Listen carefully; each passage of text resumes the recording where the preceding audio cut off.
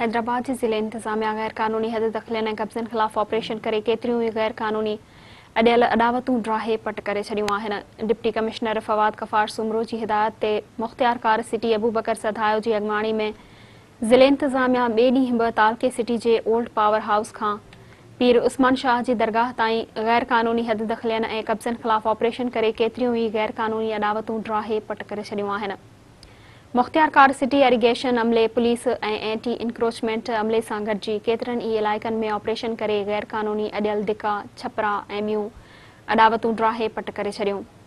उन मौक़े ते मुख़्तियारकार सिटी अबूबकर सधायो मीडिया सां ॻाल्हाईंदे चयो त सिंध हाई कोर्ट जे हुकुम ते अमल कंदे हद दख़लियूं हटाए रहिया आहियूं। जल्द शहर मां गैर क़ानूनी अॾियल समूरियन अॾावतनि जो ख़ात्मो आंदो वेंदो। हिन चयो त कंहिं सां बि का नाइंसाफ़ी थियण न ॾींदासीं। कब्ज़ाखोरनि खे कंहिं बि सूरत में बख़्श न कयो वेंदो।